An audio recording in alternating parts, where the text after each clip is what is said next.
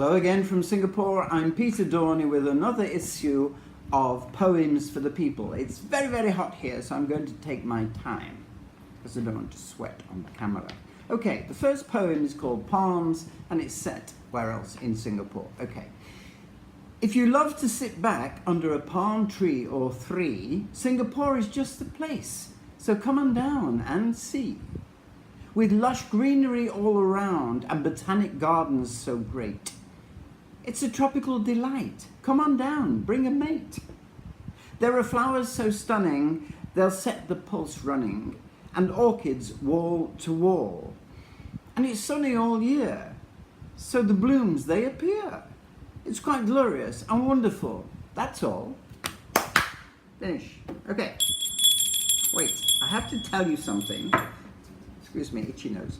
This last week we had a very unusual thing going on here in Singapore. One of these old auction houses, Christie's or whatever they call it, they were auctioning off some old French furniture. And I can tell you that a Singaporean couple we know who live not far away, they bought a Louis XV bed.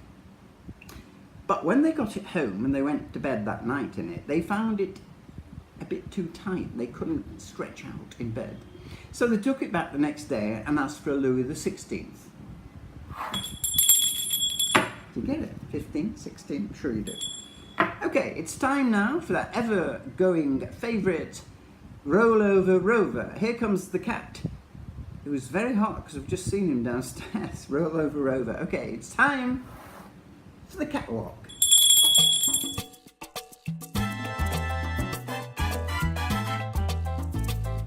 Singapore is very well known for its outdoor markets, and we were down one not far away in Aljunied East the other day, looking at the fruit, one of which is the famous durian. Now, you may have heard all sorts of things about the durian, but let's just have a look at what happened when we got there, because it gets even more dramatic when we come back. So over to the market, Aljunied East, and the durian stall.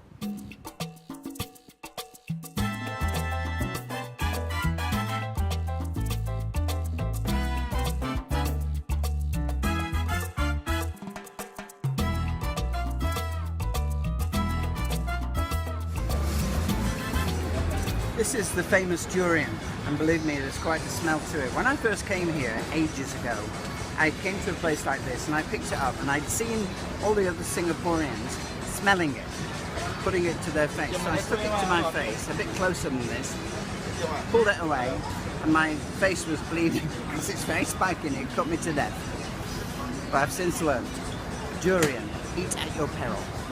Gross. Now, for those of you who watch The Amazing Race, which we do here, oh, it's great. They go running around the world and they get all sorts of challenges to do, some of which are eating certain foods. Now, I've never seen a durian on there, but I've been challenged by our cameraman. I want him to eat this thing, and it could get nasty. So here we go. It's sitting here in a box. This is how it is once it comes out of that spiky cover that you saw just a minute ago at the market at Aljunied East. We've just got this, and it's all smelly. It's known for its smell. Now, I've got all sorts of things here to help me through this, if possible. But first of all, it's time to ring the bell. That could be my last ring. I've got all sorts of things to help me get through this. I've got a bottle of water in case I can't take any more. I've got the cover opener here, knife and fork. This, and we'll go through this as we go. Okay, so I'm now going to open. Don't like that. I'm going to open the seal. Oh God, I shouldn't be doing this. I don't want to do these things just for fun, isn't it? Okay, here we go. There it is, exposed in living glory. Excuse me. Before we get started. I can tell you it stinks. This should help. I can't breathe very well, but I'm going to try anyway.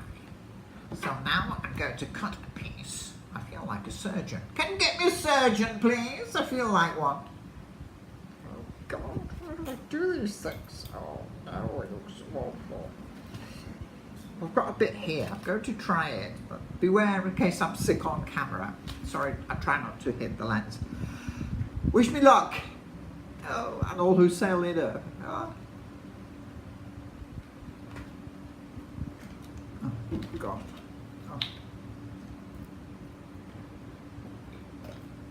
Oh, this filming comes to you in Pongaround. I can't tell you how bad it tastes and it smells and its tissues galore.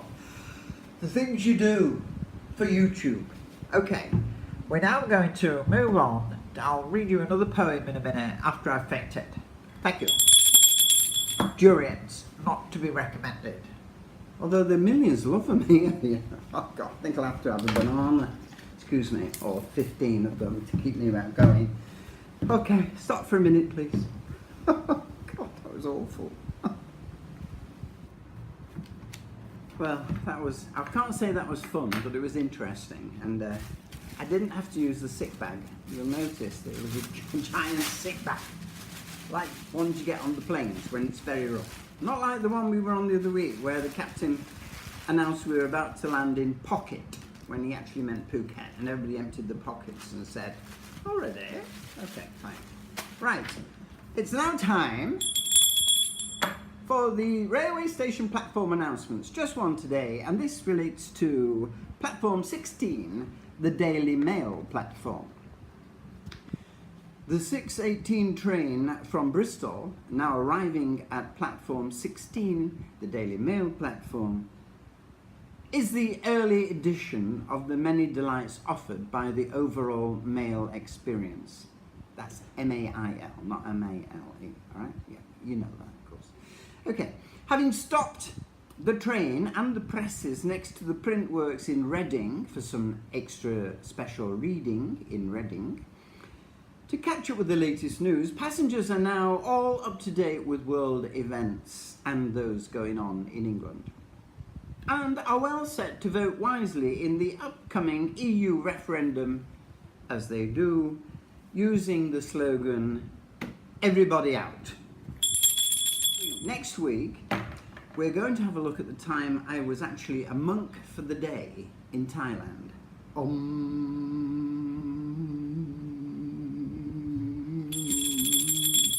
See you next week. Goodbye.